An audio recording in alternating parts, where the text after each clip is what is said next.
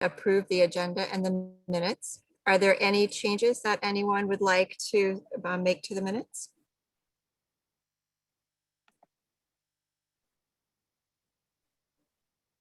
No. Okay, hearing none, we'll talk about the agenda. We have introductions, subcommittee liaison and member updates, presentation from the Green Mountain Power Resiliency Tool, community resilience main guests, and public comment.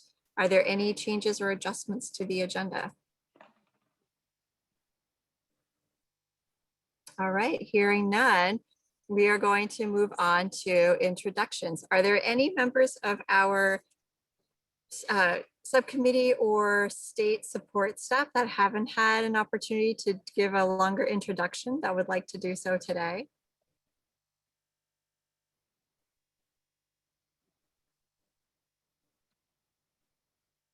I don't think I've done them, Catherine, but Oh, I feel go like ahead, Jane.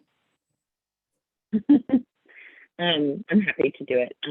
Great, thanks, Jane. So I think most of you all know me at this point, but Jane Zortek, I'm the director for the Global Warming Solutions Act. I've been on the job 3 or 4 months now. Before that, I've worked for 15 years with the Vermont Fish and Wildlife Department, doing land conservation for the state of Vermont, as well in my last year or so there managing the staff that manages our public land in Vermont. It was a really hard transition to give up that work and move into this position because I really loved working for Fish and Wildlife. I love my colleagues like Jens and the department there, but I was really excited to step into a new role, having spent most of my adult professional life in the same department with the same boss for 15 years. So it was a nice chance for me to sort of step outside and learn a new body of work and get to know a whole new suite of folks who are passionate about a different body of work in government, outside of government, and then in the private sector.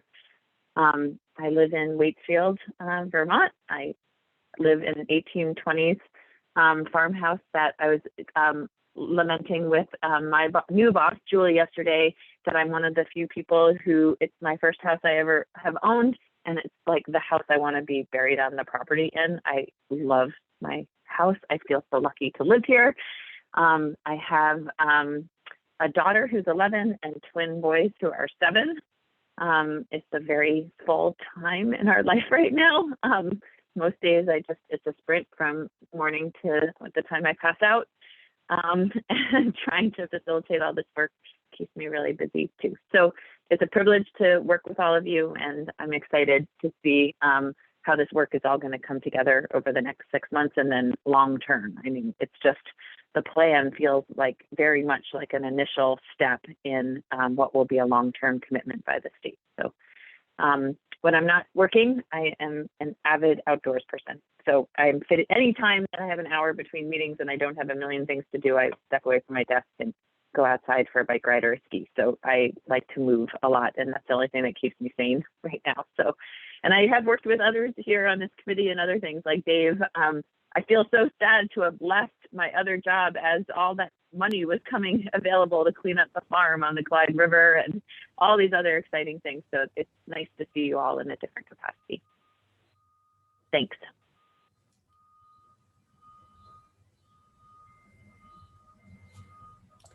You're on mute, Catherine. Thanks, Dave. Is there anybody else on the steering committee, on the subcommittee or staff who have not introduced themselves that would like to do so today? I'm thinking Lindsay hasn't gone, but did I miss a week when you went? I did have my opportunity. All right. Anybody else? We might be running out. We might have to go back around again and have people come up with new fun facts about themselves. 3 truths and a lie or something. Yes, Sue. Oh, Sue, yes, go ahead. Let's see if I can figure out how to turn that video on so you can see me. There, I think that. Hi. Hello. I am the administrative assistant to the director Borneman in emergency management. Been here almost 4 years. Love anything emergency management. It was a huge learning curve. I spent 17 years in Thatcher Brook Primary School here in Waterbury.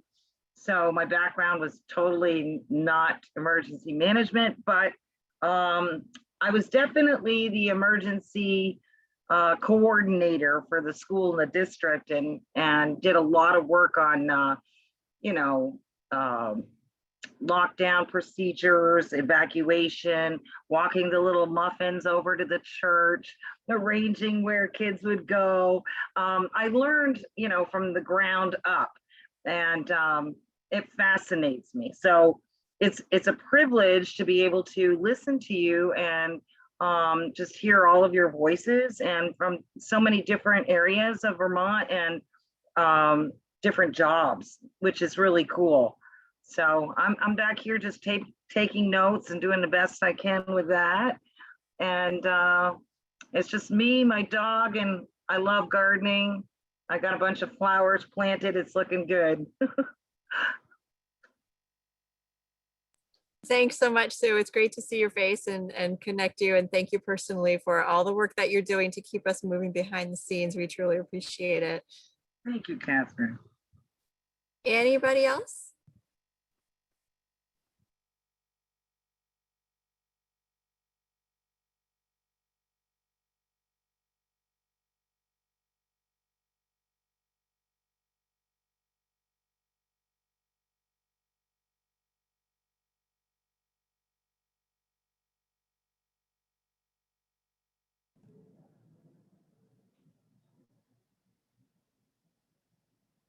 You're muted, Catherine.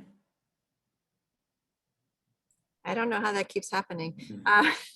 So we have a subcommittee and liaison updates. If anyone would like to start, I know we have Chad and we have Jay here as well. And any others would like to provide any updates? Sure, Catherine. Chad here.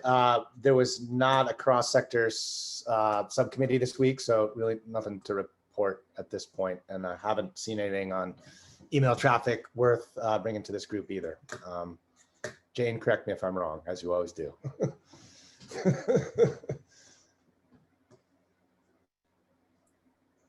Jay, is there anything you wanted to add from data? Like Chad mentioned, we are going to bi-weekly meetings now, and we're digging into our work plan and some of the tasks in smaller working groups that's continuing. And the area of interest that I'm more involved with and might intersect here is looking at some of the climate modeling and scenario-based risks, and how that might be something we talk about in the future, but nothing else significant to discuss. Jane, and also I just want to piggyback on you if there's anything else to add. Well, maybe just because it hasn't been widely distributed to all subcommittee members, that Leslie Ann, our state climatologist, has stepped down from being co-chair of science and data. She is also stepping down from that subcommittee, but will still be a council member and be available as a resource to that subcommittee. So we're thinking about how to fill her position to provide the capacity needed with TJ Poor from Public Service Department to keep that subcommittee moving forward. And so, yeah, thinking about how to do that, and Leslie Ann is helping to inform that process. So hopeful that we'll get a new, that'll be on the docket for the Science and Data Committee next week, as well as thinking about perhaps additional capacity in general to that subcommittee, because it's the smallest of the subcommittees.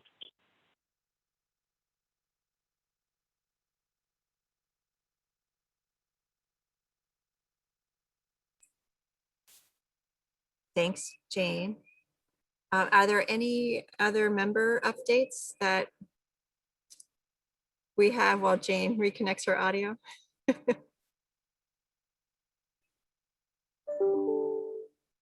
I'll just note that, Chad, are you a member of VBSR, a board member? Not a board member, no. Oh, okay. I thought you were a board member, but I thought it was a great conference yesterday. For those who had the opportunity to participate, there were some great sessions related to climate and equity that were really wonderful. Yeah, no, thanks for bringing that up, Catherine. I thought it was great. It's going to be great once we get back in person, but I think pulled off the virtual conference pretty effectively. I would concur. All right, well, Jane is still reconnecting. I'll just let everybody know that our little working group on the inventory has been plugging away. We've been meeting once a week and just checking in, and it is a little bit like herding cats because we're reaching out to different groups, and so that's what we continue to do now is just gather information. And Catherine, I've been in touch with Seth and Mike from Addison County RPC. They're going to help from the RPC direction, and been in touch with Jen Holler from Vermont Housing and Vermont Housing and Conservation Board, and other members of the group, including Mike, have pulled information together, and so we just keep plugging away at it. I think we're doing okay, but you never know until you kind of get to the end. Great, thanks, Joe. Thank you to you and the rest of the group working with you on that big task. Ben, I see you have your hand up and I'm wondering if you're going to give the update. I think you are. Yes, and hello, and I don't know. I was just texting Stephanie to see if she wanted to give it. I actually have some background noise, Ben, so if you want to do it, that sounds good. Okay, well, so Catherine, is this what you thought I was going to say? I don't know, say it. There we go.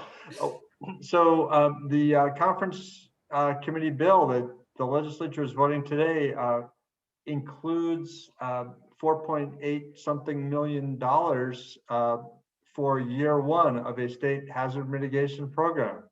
And there's also 3 new FTEs, 2 for hazard mitigation planners and 1 in DPS finance, which is sorely needed. A lot of work lies ahead, but this is a tremendous game changer for hazard flood mitigation, particularly in the state of Vermont. And we're really excited. This is the #1 hardest lift that was identified in this 5-year planning cycle in the current state hazard mitigation plan that was adopted in November 2018. And it opens up all kinds of exciting possibilities. So, yay team.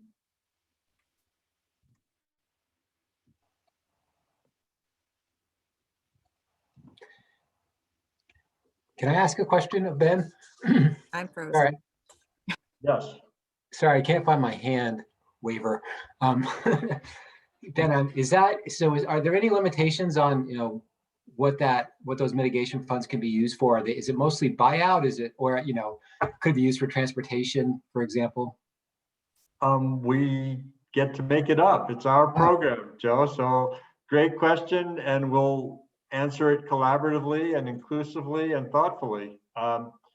We do have a preliminary answer from our consultants to a question we had, which was whether it was an allowable use of the American Rescue Plan state funds to serve as non-federal match for federal hazard mitigation assistance grants. And the preliminary answer is yes. We're going to seek formal confirmation of that through the FEMA question line, but it looks like those funds lose their federal status when they're given to the state, and therefore one use for these funds is to solve the perennial question of where the match is coming from for hazard mitigation projects. But we can do things that FEMA may not be willing to do, whether it's buyouts that are not in the special flood hazard area and therefore not meeting the FEMA benefit cost analysis waiver, or if they balk at certain types of projects, for example, dam removals. We don't yet know how FEMA is going to treat those. There's no possibility to do a buyout of very important riparian habitat under FEMA rules if there's not a structure on the property. But we may find that there are times when it's strategic to do something, even though it is not explicitly protecting existing infrastructure. So we get to make up our own rules for what's going to be the most effective mitigation use of those dollars. Great. Sorry to go on, but I thought it was a good question and that provides a little more color.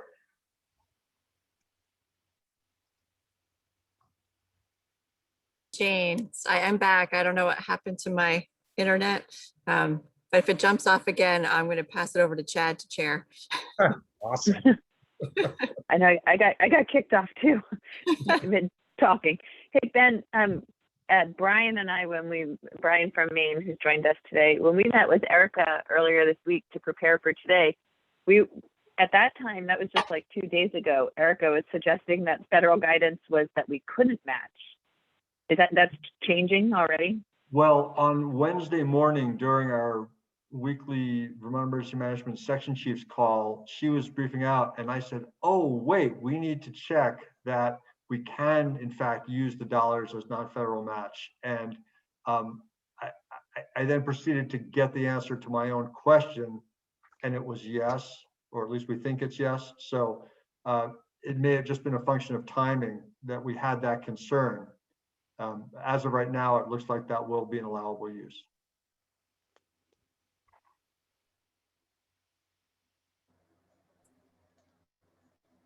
And Jane, did you want to do a steering committee update? Yeah, real brief because I want to get to the presenters, but I just wanted to let you all know that the steering committee meeting yesterday focused on prep for the Climate Council meeting on Monday.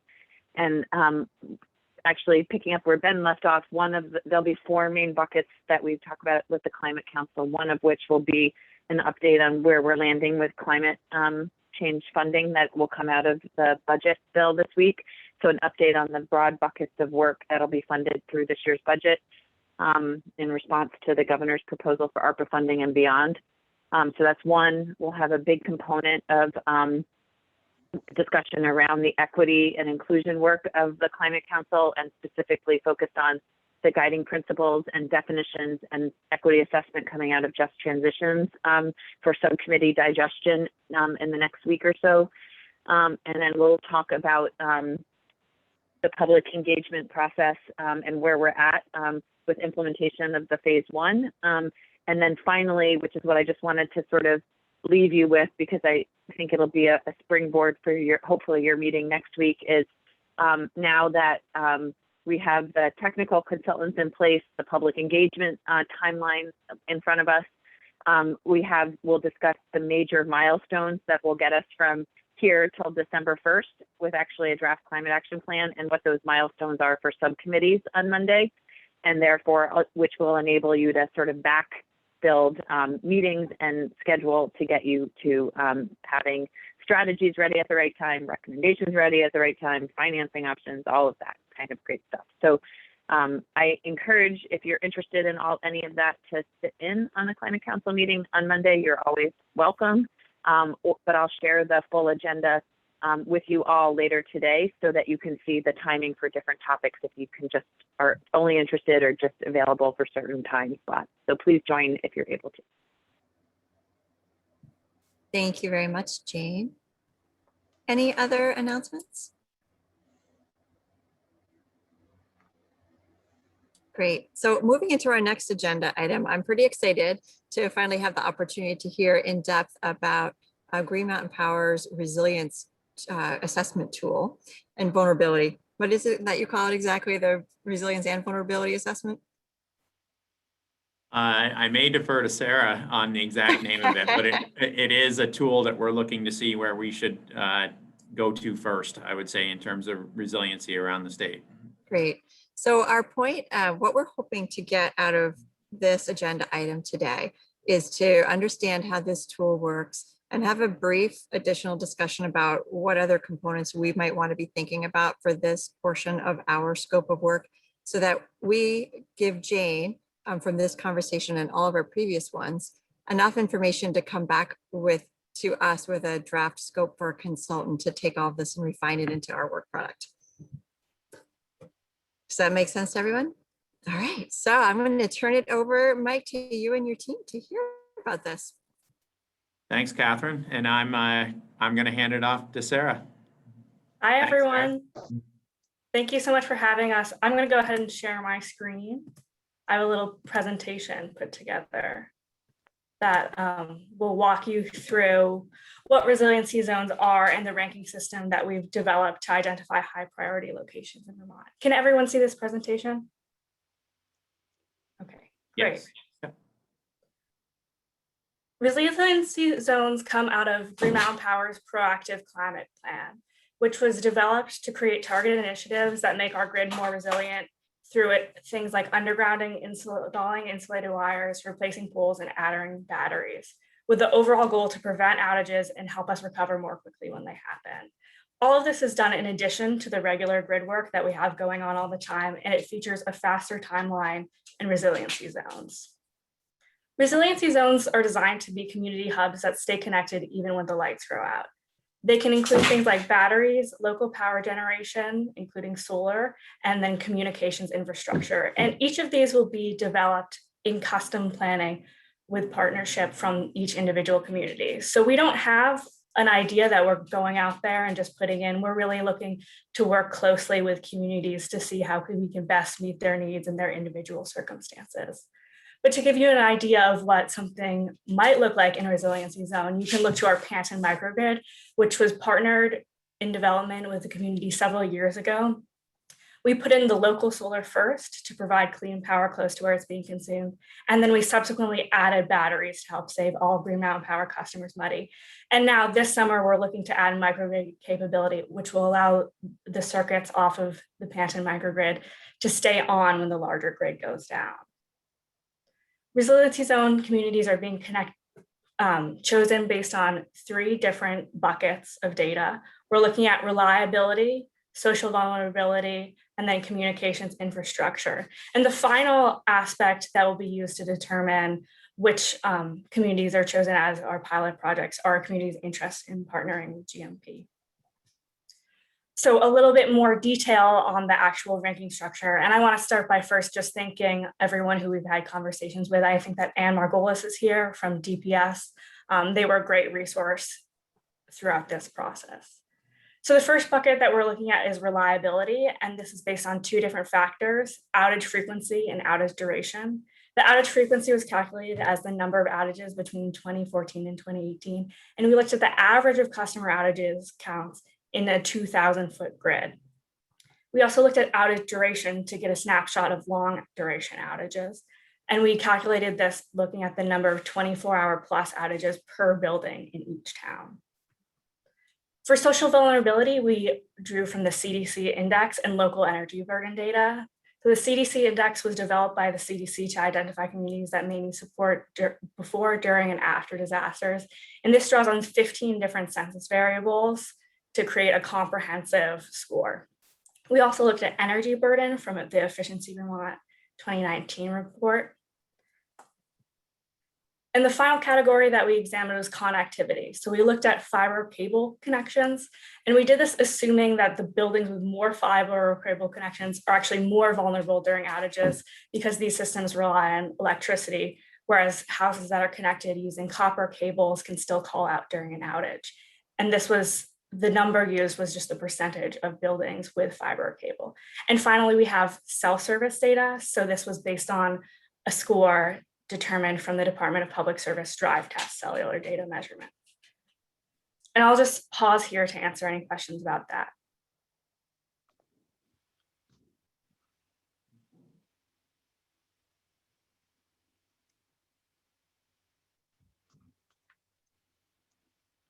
Pretty comprehensive. Thanks, Sarah.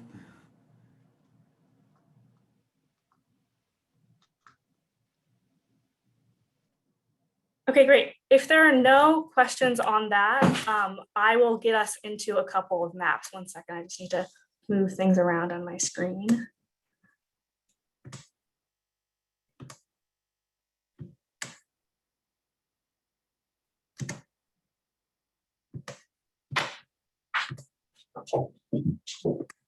While Sarah does that, the reason that I asked Sarah to join us and Josh too is because a lot of the things that we've been talking about since we started this subcommittee were already hit in this,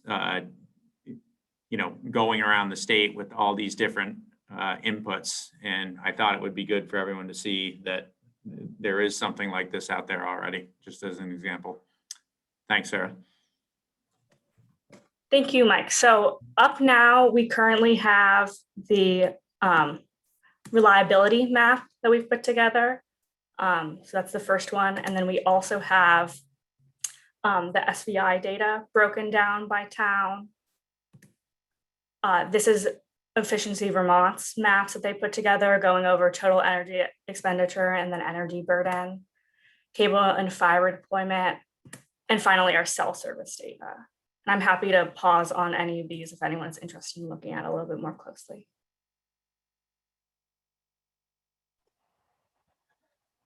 I have a question.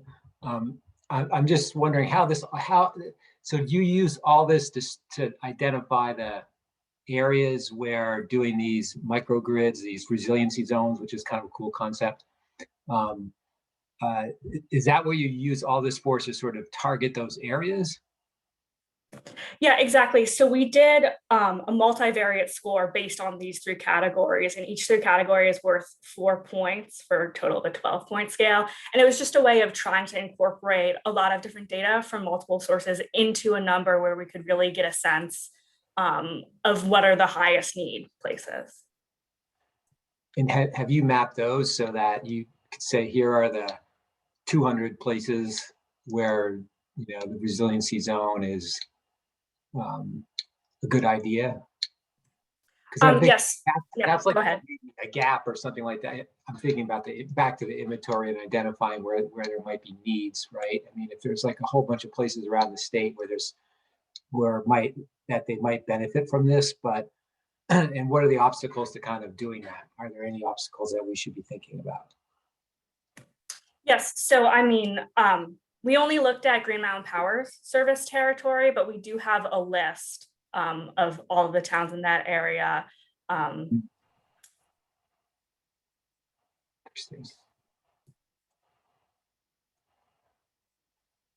You know, I think some of the obstacles have been not obstacles, but partnering with the towns after we looked at what the results were, and then approaching the towns to have conversations on, again, to get their input from the data we have and what they feel would best, what areas of town, things like that. So I wouldn't call it an obstacle. I would just say doing the outreach so that you can get to the next point of implementation. Yeah, definitely. I would say the biggest, perhaps not obstacle, but consideration that we found as we move from the data analysis step into the outreach step is just really being responsive and communicative with individual towns, because even all of the individual towns that are showing up as high priority each have individual challenges. So they're not, you know, we're not seeing the exact same problems everywhere. We're sort of seeing similar things come out in the data, but caused by different aspects. After you do the outreach, what's needed to actually establish and put one of these things in place?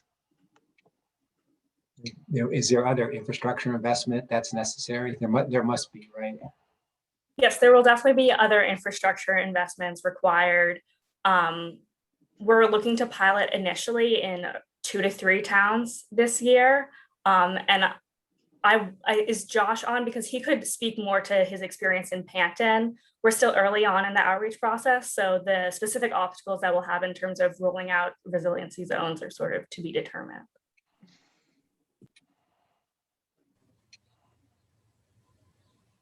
Josh may have gotten another call, so we may not have his input right now. If I could just, oh, sorry, Anne, you've got something. Oh, I just have a question, Sarah. When you started with the GMPs, you know, your sort of in-house plan for the region that you cover, and I'm wondering if you were able to reach out to any of the other utilities in Vermont to find out whether what you're discovering bears any relationship to what they might say. I see that you're in the second part of your presentation, you're looking at a lot of data that comes forward for all municipalities, but that was just a question. Yes, so almost all of our data covers the entire state. So were we to use this to do a statewide index, we could definitely provide quite a bit of that data already. We have not reached out to any other utilities to look at their reliability data, but my assumption would be that they have most of this basically ready to go. I think all utilities have this data on hand already. So that would be pretty seamless to add on. Thank you.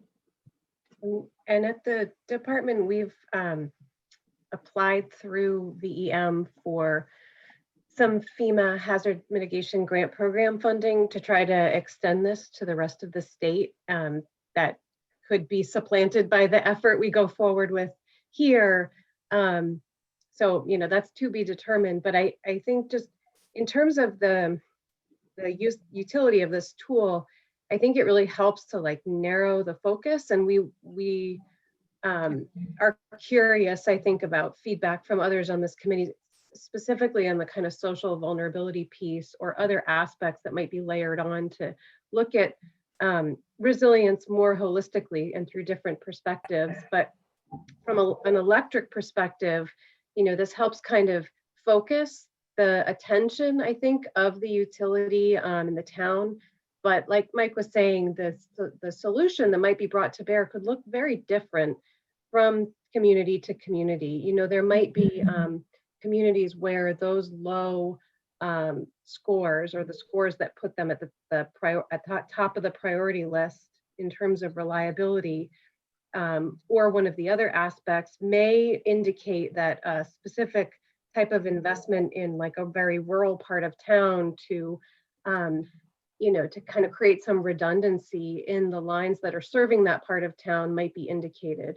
Whereas in another part of town, another town, it might just be sort of very rural. The whole town might be rural, and there might just not be one specific area of town that leads to a specific poles and wires type of solution. But it might be that, well, this town is just really rural and a lot of the lines go through the woods, and it doesn't make a, you know, it's going to be very expensive to pull them all to roadsides. So in that case, that might indicate, let's focus on the critical facilities in the town that are going to serve all of the residents of that town, the emergency shelter, the grocery store, or wherever those customers or those residents are going to need to go to basically meet their basic needs in the event of an extended outage.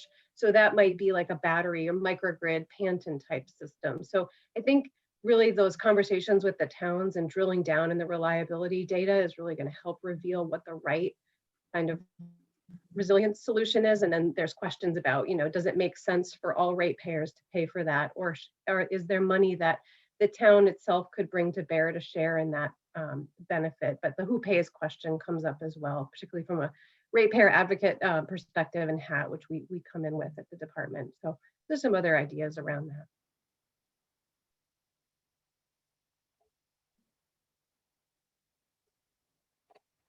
Did I see Dave, you had a question?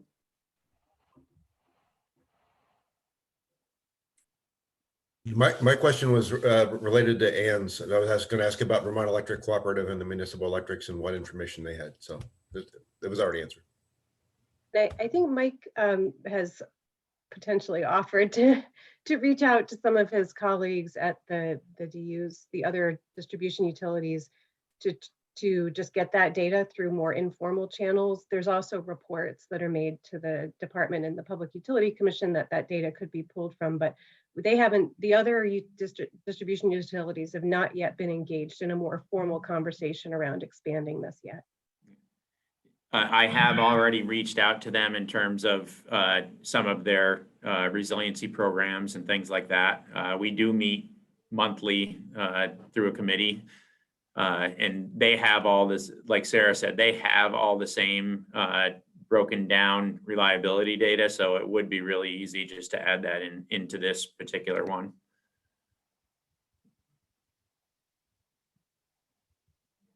I see Ben and Jay. Yes, thank you. Following on Ann's comment, I have mentioned this before, but want to reiterate that we've had very good success in recent years working with Vermont Electric Co-op and Washington Electric Co-op on taking advantage of FEMA public assistance and hazard mitigation opportunities when they do have ice storm damages or outages that cause them to get federal public assistance. We're able to go after some of their vulnerabilities to upgrade their system. We've buried some vulnerable lines in Vermont Electric Co-op territory and upgraded some circuits to make them less vulnerable. It would be very interesting to see if we could get a microgrid approach to pass benefit cost analysis from FEMA next time we have one of these ice storms, if some of the nonprofit utilities were game. But it's definitely a complementary opportunity. Yeah, I think we're open to share the information anywhere. And, we're also looking at the new infrastructure bill that's out there to see if there's any opportunity there to help Vermont as well.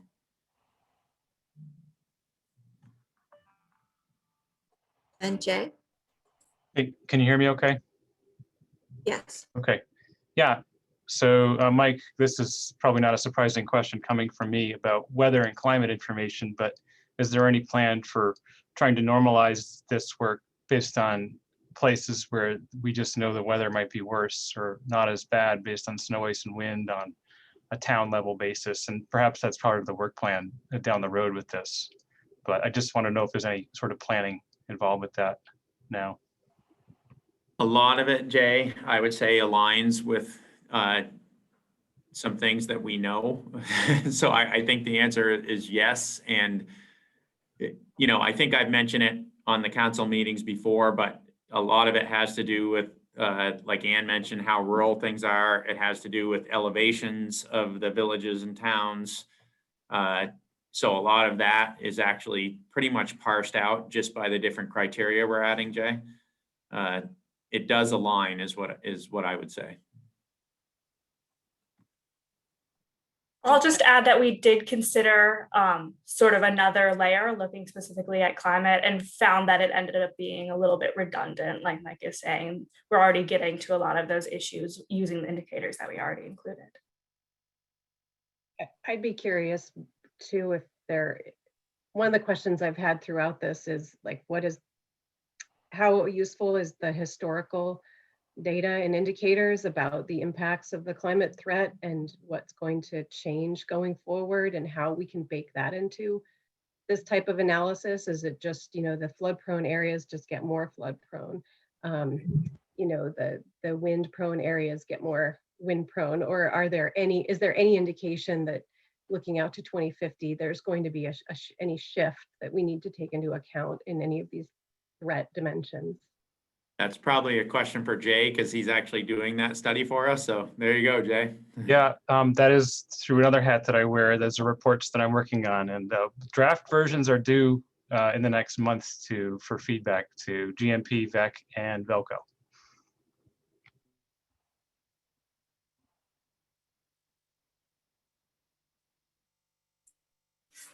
Other thoughts or questions that people have about this?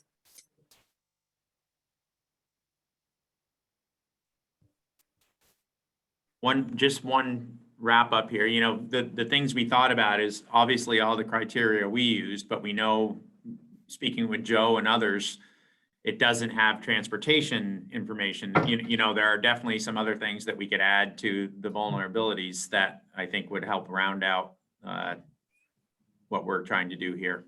So.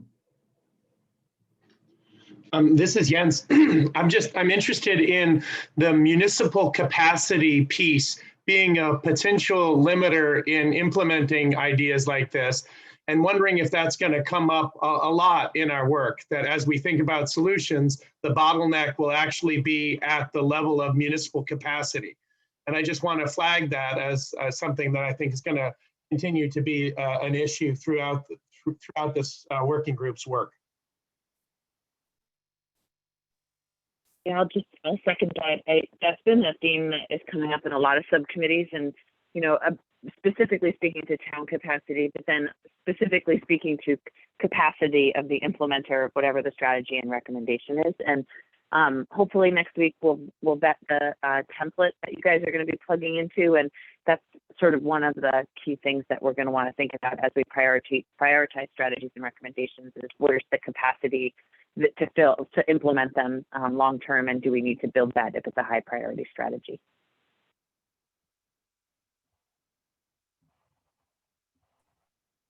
And I see Anne noted a comment in the chat about the Vermont Social Vulnerability Index and how much that overlaps with CDC data that GMP used. And that's a question. Do you know the answer to that off right away, Microcera? I haven't seen the Vermont Social Vulnerability Index, but if Bed could send that to me, I could look at it and do a little comparison. Yeah, I know that was A&R. It has a consultant group on board right now to think about mapping tools for A&R's work in this space, and they've been looking at the Environmental Disparity Index from UVM as well as the Social Vulnerability Index from the Department of Health. But both sort of are not exactly what we need, but I think as we as a subcommittee start to think about what the tool is that we want, those components of existing tools around social vulnerability should certainly be thought about as we develop a methodology for whatever we want to do as part of this body of work. And so I think that's a nice segue to the question that I want to ask everyone. But I wanted to take a moment to see if there's more questions from Mike and Sara and Josh, if he's still there. And I'll just say, looking very briefly at this Vermont Social Vulnerability Index, it looks quite similar to the CDC one, also based on 15 different measures of vulnerability across, I believe, the exact same groupings of ACS data. Got it. That would make sense. Well, Sara, I want to thank you so much for taking the time to join us today. That was really, I really liked learning about the tool. It's as cool as I thought it was going to be. As a planning geek sort of comment, I thought it was really great. And I want to thank both you and Mike for taking the time to talk with us about it. The question that I have for the committee before we move on to Brian is, we had originally anticipated that we would be hiring a consultant to help us dig through what GMP has so thoughtfully put together, along with all the other tools that exist out there, whether it's a national climate assessment or some of the tool that A&R is working on, or some other ones developed by Smart Growth Vermont or by the community resource organizations. Is that still the sense of the committee, that we do need to bring somebody that has the time and the capacity to do that work for us? Or are there committee members that are feeling so inspired that you want to take this on?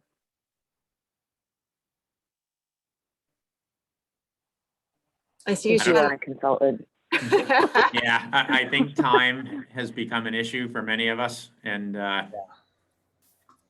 okay.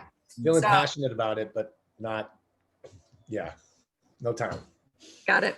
Great. Well, I just want to make sure, because that was the assumption we had at the beginning, and I want to make sure we were all still thinking the same thing. So I see Jane noted earlier that she might have limited capacity next week. So working on a scope might take a little bit longer than I had suggested when I introduced this topic, but we will make it a priority. And if there's any committee members or any folks who are here joining us that would like to volunteer to help in that, please just let Jane and Erica and myself know, and that would be great.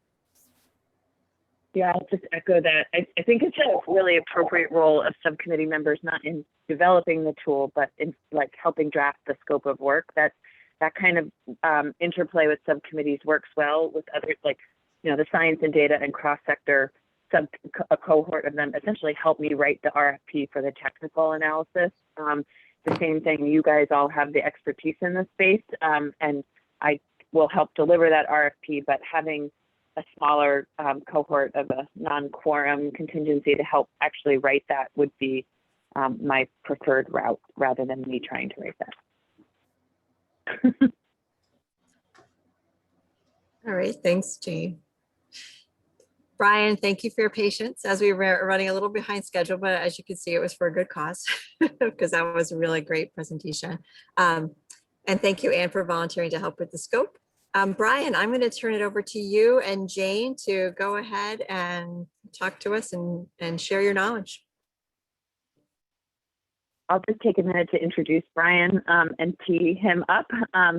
So we're really lucky, we're following on the heels of Maine's climate action plan that will be out for a year when our climate action plan comes out. And there are a lot of lessons to be learned from other states, similar in scale and nature to our own in the body of work that we're tackling right now.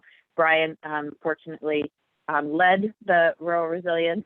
Well, actually, it may not be called rural resilience, but you can say the exact name, but the resiliency working group for, I think it might be community resilience working group for the Maine work. And we've asked him here to speak to the buckets of work that they tackled, but then specifically to leave you with a flavor of what they created, similar in nature to what you're looking at thinking about with the Municipal Vulnerability Index.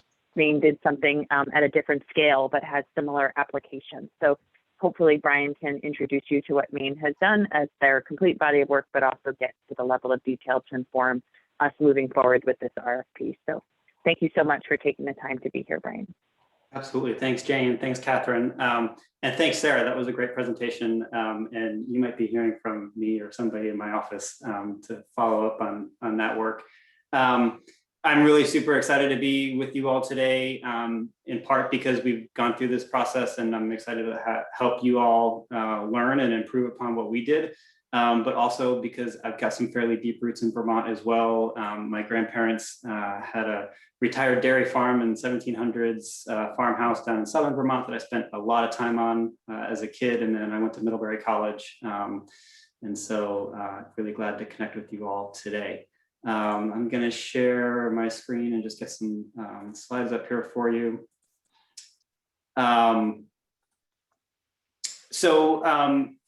Like any good process, we also borrowed heavily from what other states are doing. And so please reach out as often as necessary as you go through your process here. And we look forward to learning on how you improve upon our work. Just really quickly, overview of the Maine Climate Council. It's a 39-member council. It has two subcommittees, a scientific and technical subcommittee, and then as a result of the process that we went through over the last year, is a recommendation to form an equity subcommittee, and that has gotten off the ground this year.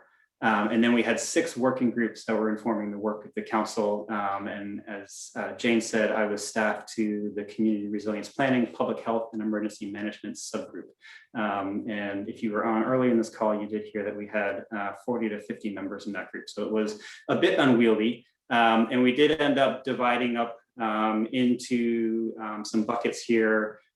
We had a group working on community resilience, a group working on public health, and a group working on emergency management. And then we tried to coordinate across those. So our working groups were charged with developing recommendations for the council, and the council deliberated on those recommendations. And so this was the work that came out of our working group. On the community resilience planning side, we identified early on that we wanted to focus on 3 primary buckets, and that was updating existing land use laws and tools and rules to be more useful in the 21st century with climate change. And so you'll see some results of that in a moment. We wanted to look really hard at technical assistance and same capacity issue, local capacity issues you all were just talking about are here in Maine. And then funding for community resilience planning and projects. We ended up lumping those 2 together. Our public health group came up with a number of recommendations. You can see them here around monitoring, education, and then improving health systems' ability to adapt to not just the climate stressors, but also the types of hospital visits they would be seeing in a future that's been changed by climate. And then our emergency management group worked on a lot of things, but their primary recommendation came out around an infrastructure adaptation fund. And I know that's something that is come up in conversations for you all. The initial thought with the adaptation fund is that it would help provide that local match. It may end up being able to do that again in the future, depending on where we source the funds for. But right now, the thinking is that those funds would come from the American Recovery Act funding. And so still some question to be worked out about whether that is an eligible use or not. Sounds like you have some information that is different from what we're hearing, but that's okay, we're still learning. So the Climate Council then put forth 8 broad strategy areas. There are a number of recommendations and implementation items that back up each of these 8 areas. My focus and my work is really on building healthy and resilient communities and then investing in climate-ready infrastructure. But across the entire climate action plan, there's a theme, an emphasis on equity, on technical assistance to communities, and on capacity building at the local and regional levels, and even at the state level as well. So I can come back to this slide and talk more about any of these strategy areas if you'd like, but I think in the interest of time, I'm just going to keep on moving here.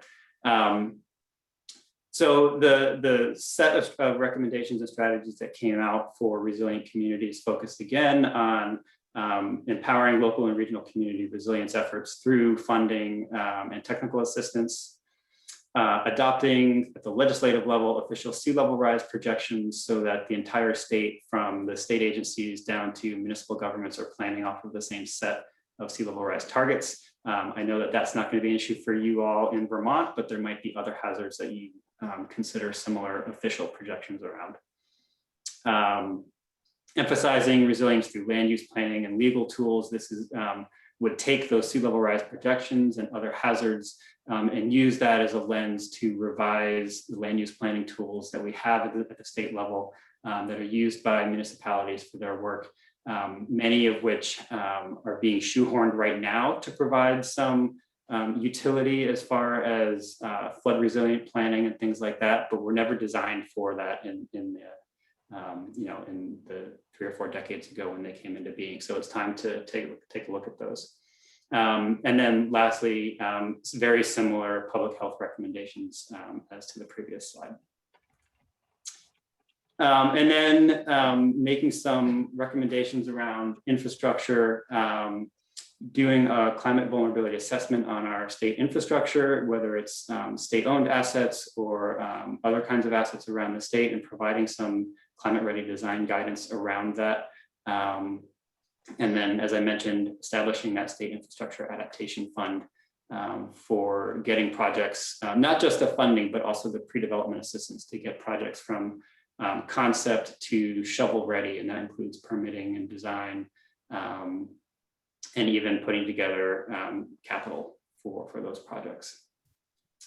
And so I breezed through all of that, happy to come back to it, but I want to spend a little bit of time diving into things that might be more relevant to your municipal vulnerability index discussion. We did not do a municipal vulnerability index, but we have some components that might be informative to you here. Our Climate Council relied on 4 pretty in-depth reports as it went through its deliberations. There was a scientific assessment of climate change that really looked at almost all of the hazards that are in Maine and tried to understand them from an impact level, an economic level. It's a dense 350-page volume, but it really was the backbone that underpinned a lot of our work. Secondly, we hired Eastern Research Group to do a number of analyses for us on the economic front. They did a vulnerability analysis that looked at some infrastructure, also looked at things like beaches and forests and other natural resources to try to assess what is at stake. And then close on the heels of that was a cost of doing nothing analysis that really looked at the cost to the state if we don't do anything, if we don't curb our greenhouse gas emissions, if we don't take any action to prepare for the impacts that we know are coming. And then there was an analysis of the costs of many of the strategies recommended in the plan and an accompanying greenhouse gas and energy analysis that kind of laid out a pathway for the energy side of the equation. We had an equity analysis that looked at all of the recommendations that came out of the work groups and passed it through an equity lens to make sure that those recommendations were crafted in a way that promotes equity across the state. And then there was a document around the clean energy economy and making sure that the recommendations were promoting jobs and economic activity. And I don't need to say this, but we were doing all of this work in late summer, early fall last year when the pandemic was really, really raging. So the Eastern Research Group did do a social vulnerability analysis for us as well.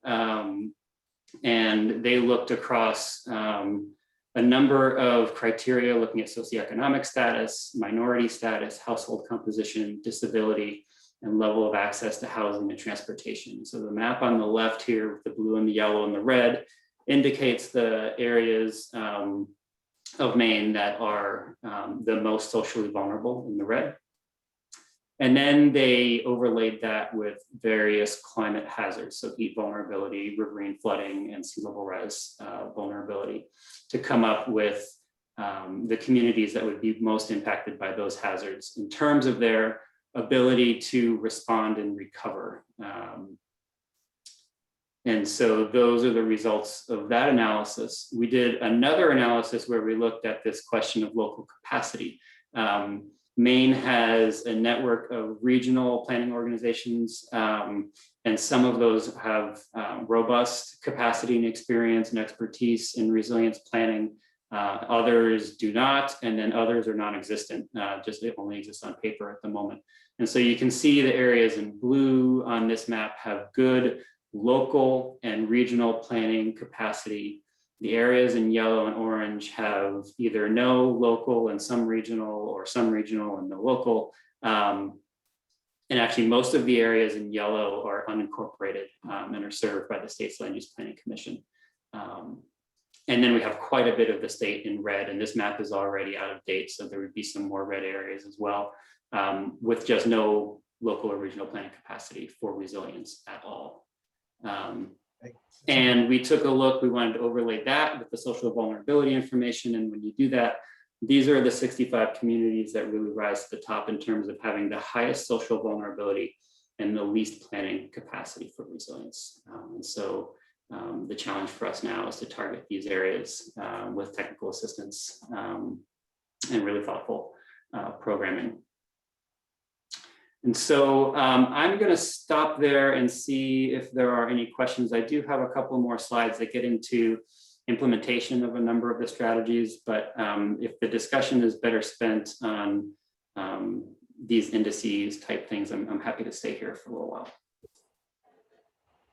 Just curiosity on that slide. So that doesn't have any of the resiliency data like in the built world,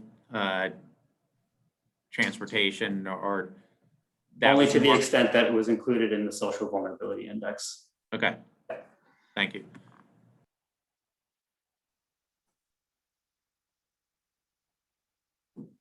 When you looked at the river flooding risk, what data sources did you use for that? That's a good question. I'd have to go back to our consultants to see what they used. My guess is that it was just floodplain data from either FEMA or MEMA. I don't think that there was any special analysis there that was done.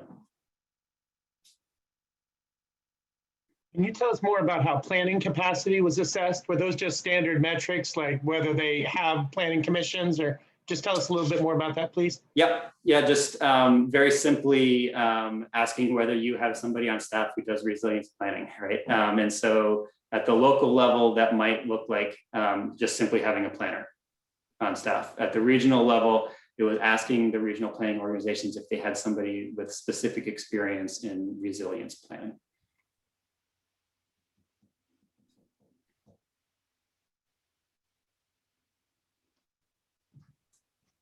Did you consider, this is still on the capacity vein, I guess, on just like their economic capacity, like, you know, what's their grand list or any of that, like their ability to pay for stuff as well as to plan for stuff?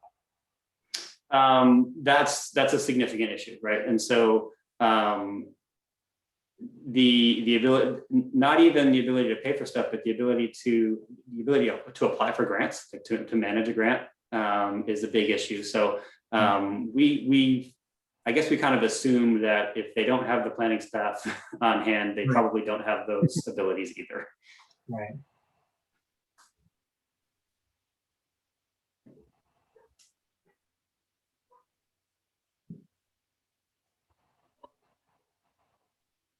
Other questions for Brian about this phase of the work? Brian, can you also tell me more about, I think it was strategy F and some of the technical assistance work? I'm pretty familiar with beginning with habitat and the land use planning technical assistance work that they give. I'm not sure if other members of this committee is as familiar there. Was that the principal avenue for helping with technical assistance, or what was the range of technical assistance efforts that the council supported? Yeah, good question. And I can provide a little bit of history too. So up until about 10 years ago, Maine had a state planning office, which had a lot of capacity for supporting municipal planning. And then that got disbanded and has been eroded over the years. And the pieces of it are sort of scattered around various agencies of state government right now. There is a municipal planning assistance program. It's currently housed in our Department of Conservation. And it provides support and some grant funding to communities for comprehensive plan updates and some resiliency planning with funds that come to it through the coastal program. From their federal funds that come through NOAA to our coastal program. So that's one example. That shop is only 2 people big, right? So for 400 communities in Maine, they're not providing a ton of support. The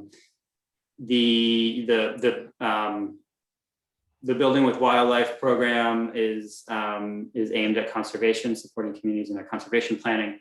And that is really about it. The Maine Coastal Program provides some support to coastal communities. For climate-related support, there is very little to support inland communities at this point, and we have a lot of those.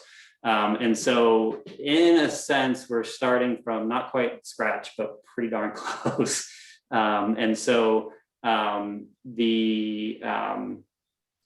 governor's plan for spending some of the American Recovery Plan funds is putting money towards building up the technical assistance abilities, the grant making to communities to support both climate resilience planning and projects and energy and energy efficiency planning by communities. And then that starts to get into housing and affordable housing issues. And so there are proposals and plans out there now, but we are starting from a pretty low point.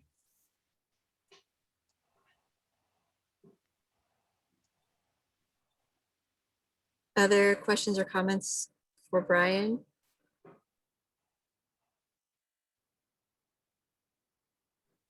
I'll say from my perspective, it was really helpful combining, what we just learned from you about how Maine approached that with the presentation we got before you from Green Mountain Power. And it was really nice to start to be able to visualize how something like this could look for Vermont. So the two together has been super helpful for me anyway today.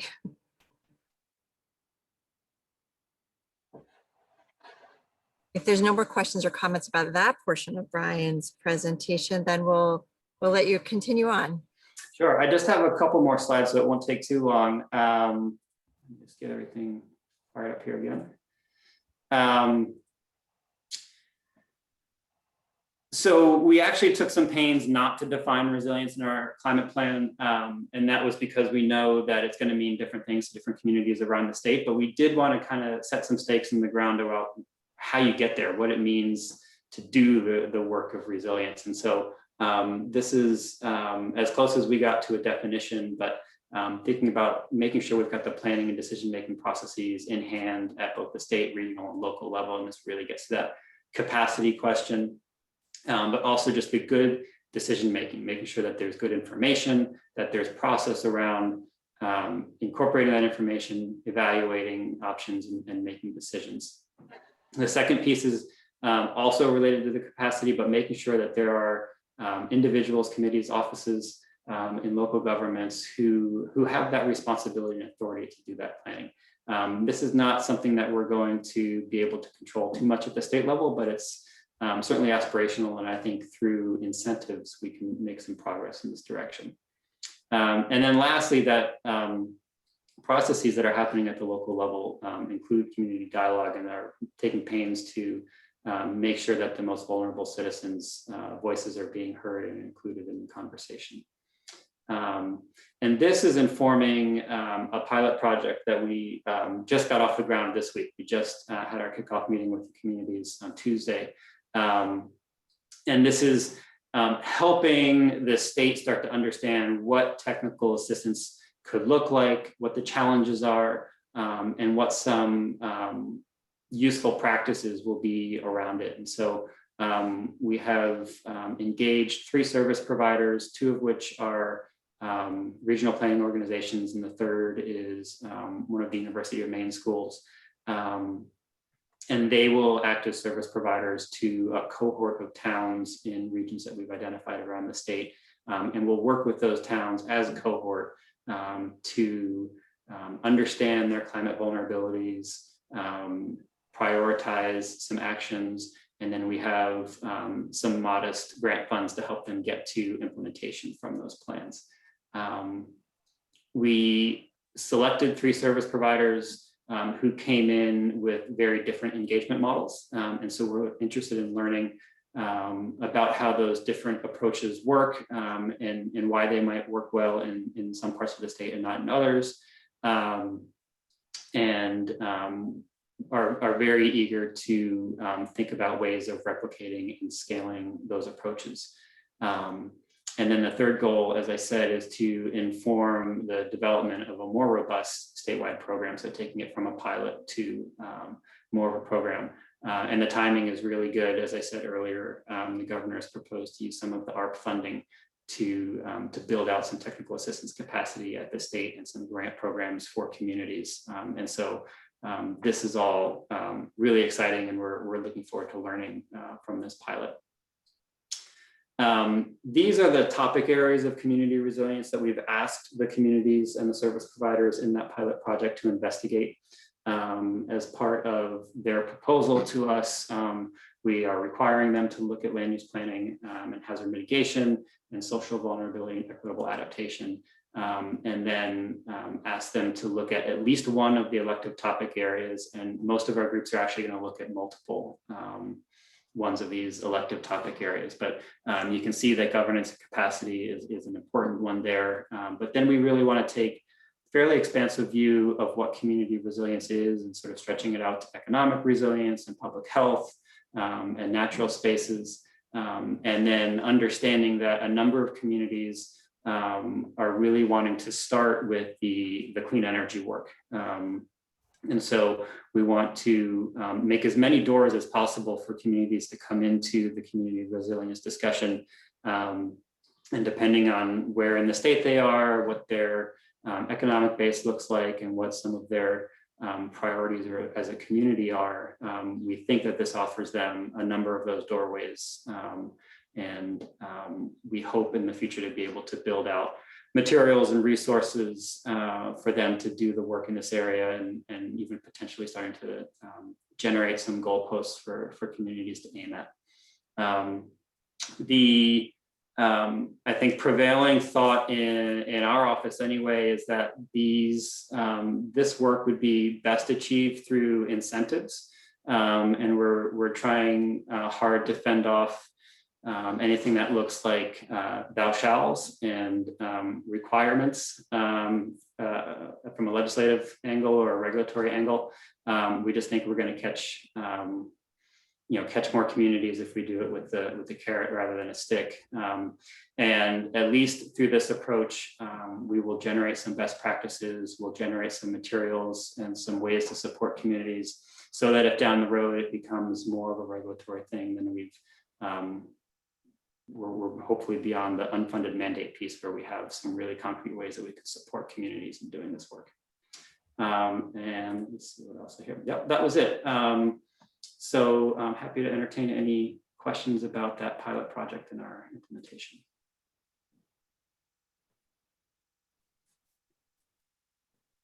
trying my video again, see if it works. So what questions do folks have for Brian?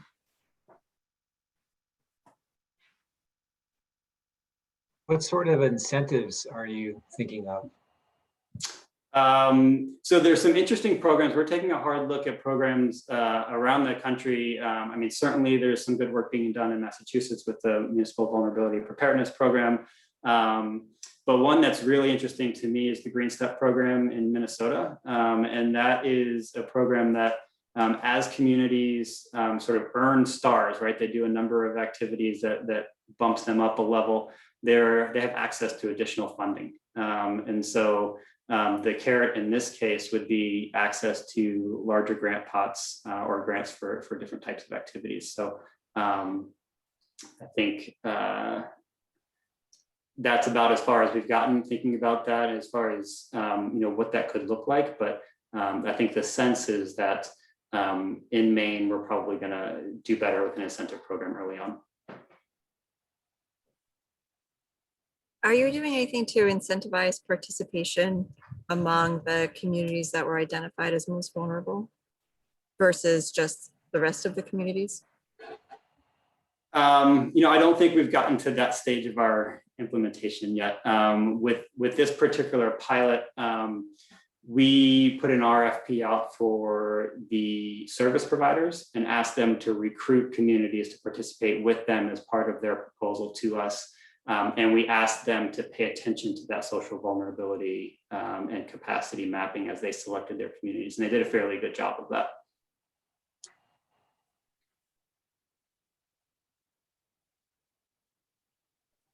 Dave? Just out of curiosity, did Maine happen to put their emissions goals in statute like Vermont did with the Global Yes. Warming Solutions Act? Yep, we did that prior to, or I guess in the same legislation that created the Maine Climate Council.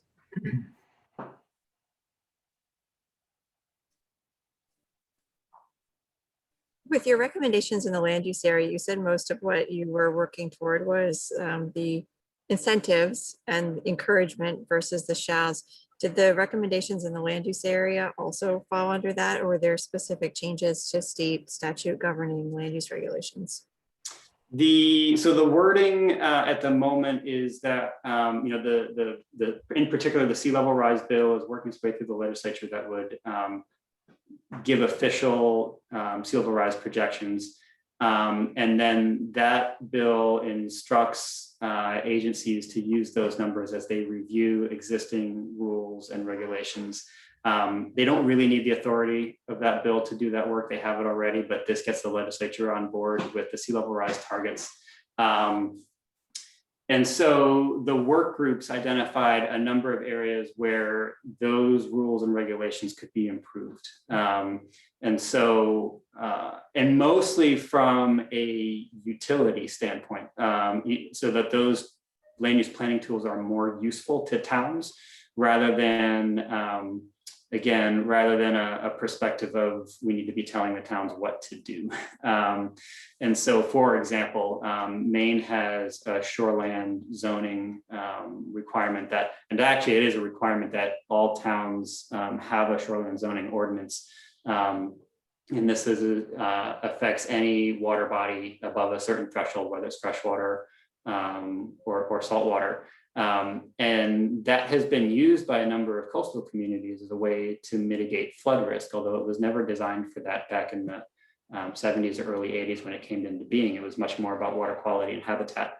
And so the idea would be to, for example, look at the shoreland zoning rules and see if they can be tweaked and upgraded to provide a little bit more utility to communities to do that flood resilience planning. We have very similar statute in Vermont focused on water quality, so that's a great point to consider. Other questions or for Brian, or thoughts that this lead you to as part of our work?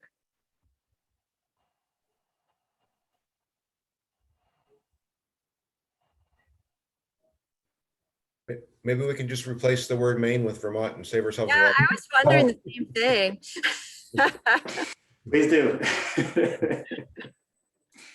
And I'll say, you all had the experience of Tropical Storm Irene, and we really haven't had that. We've had a number of coastal storms that have had regional impacts, but as a focal event at a statewide level, we just don't. We haven't had that. So a lot of the urgency around resiliency planning, where it exists along the coast in some really proactive communities, but the rest of the state just isn't quite as far down the learning curve, perhaps as some of your communities in Vermont are. We have been trying to learn from some of the things that you all have been doing over the last, what is it, approaching 8 years or so. Let's keep in touch. Yeah, 10 years. Please, let's keep in touch and keep communicating with one another. Ben? Thank you, Brian. This is really great and good work. I do have one quick question. You mentioned that Maine is looking at incentives for communities based on something that's happening in Minnesota. And I'm curious if you've had discussions about how incentives work in terms of how do you avoid reinforcing the resource advantage that some communities already have. We've seen this with our Emergency Relief Assistance Fund, where it inadvertently becomes a cross subsidy from the have-nots to the haves. Yeah, this is a really good point. I don't think we have an answer for you yet, but that is something that's very much on our radar.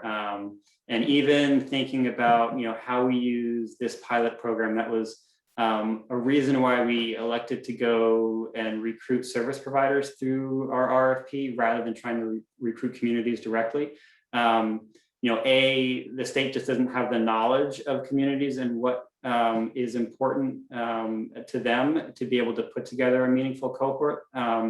But we also know that if we were asking the communities to come to us with proposals, that again, it would benefit only those that had the capacity to craft a proposal. And so that's the really good thing about using these service providers as sort of the boots on the ground, is because they know which communities would make a compelling cohort, and they can also say, we can step in and do some of the handholding and some of the work to put a proposal together to get an equitable slate of communities forward.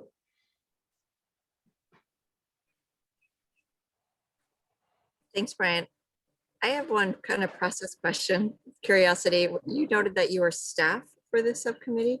Can you talk a little bit more about what that meant in terms of capacity and time that you spent on this? And was that your only job, or did you try to squeeze it in with other things? Yeah, no, that was definitely squeezed in with a lot of things. So my office, the Governor's Office of Policy Innovation in the Future, was created at the outset of the Mills administration. We are her shop for climate policy and planning, for opioid epidemic response, for workforce development, and for a host of children's issues in the Governor's Children's Cabinet. So we're a staff, we've been growing, but we're still a staff of about 8 or 9. And there are, at the time that this work was going on with the work groups, there were 4 of us who were focused on supporting the Climate Council. We had co-chairs to our working groups, just as you do. Some of them came with their own staff to provide logistical support. Others we had to provide that staff to, and so I was one of the staff members to the Community Resilience Planning Work Group. So it was a heavy lift. We, if you count all of our work groups and subcommittees and the Climate Council, we had over 250 people involved directly with the work of the council. And so that took just a lot of management, and there was a lot of active facilitation that went on and making that a productive process, particularly when we got into figuring out how to make it all happen on Zoom. But at the end of the day, it served us really well because we had just a really fantastic stakeholder group who go out and advocate for all of the recommendations and the work that have been put forward. So it was a really heavy lift as we were going through it, but it's paying itself back now in terms of the support and the communications support that we get.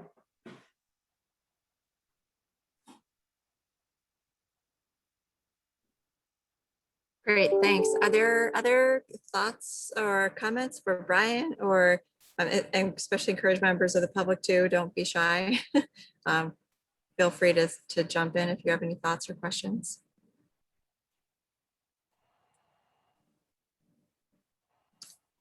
All right, hearing none, Brian, I want to extend a huge thank you on behalf of the subcommittee and the members of the public that are here. That was really helpful and beneficial to understand what the process that Maine went through, and to get a peek at your results, I think, again, helps us to see the future a little bit, like Dave said. Replace Maine with Vermont and call it a day. No, but I think that's a compliment. Dave's comment is a compliment to the work that Maine put into the product that makes it so relatable, and we can see how it could work in Vermont. Anytime, please reach out. Anytime we can be helpful to answer questions or present on our work, and I'd be happy to connect any of your other working groups with our other working groups here, if that would be helpful. Thank you very much.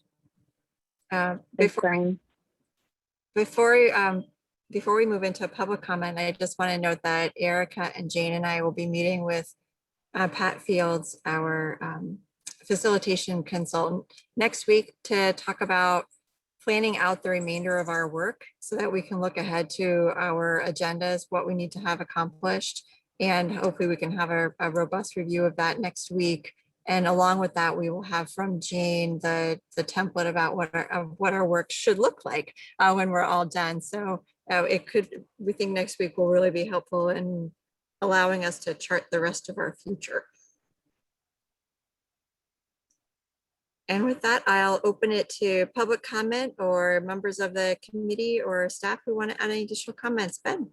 Hi, sorry, at the risk of extending, while we still have Brian, he did make one passing comment that I wanted to circle back to and maybe have a moment of discussion on. You said that we might be getting different information about the ARPA rules with respect to using state ARPA allocations as non-federal match for hazard mitigation assistance. Did I hear that right? Just based on the conversation that was happening earlier this afternoon, we haven't heard yet that there may be some allowances for using the ARPA funds as a match to other federal funds. Yeah, well, but if you have more information on that, I would love to hear it. Well, I mean, I might as well say this publicly because our consultants agree with my assessment, which is that the guidance is somewhat circular, in that the Treasury guidance on the state use of ARPA funds says that it may be used as match for programs that don't explicitly prohibit the use of other federal funds.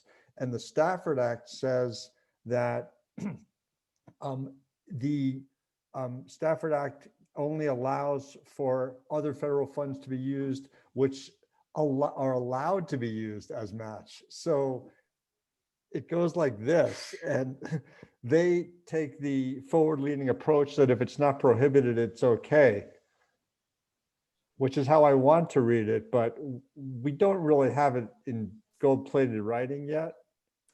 That's my understanding as well, that it's still being hashed out. Yep. Thank you. So we have a comment from Ian that noted that his audio doesn't seem to be working, but he would love if we could get a copy or a link to the cost of climate inaction analysis, Brian, that you. I will put that in the chat right now. Great. And then he correctly assessed that he would be a bad representative of VNRC if he didn't emphasize the importance of land use and rural resilience and climate resilience. So I'll read that for him. And then finally that he hasn't heard that come up as often as he might have expected in this space, and would encourage the committee to lean into considerations of that important aspect. So thank you for those comments, Ian. Are there other comments from the public or anyone else before we wrap up? All right, well, thank you everybody for joining us. Oh, and thank you, Brian has put that link in the chat. That's very helpful. Thank you. I want to thank everybody for being here on our warm Friday afternoon, and thank you for your patience with my intermittent internet issues. I appreciate everybody's participation in this meeting. I think it was a great discussion. I hope that you enjoyed it. Thanks again to Mike and the rest of the GMP team for their presentation, and to Mike for joining us from beautiful Portland. Have a great weekend, everybody, and we'll see you next week. Thanks, everybody. Bye. Thanks, everyone. Thank Bye. you.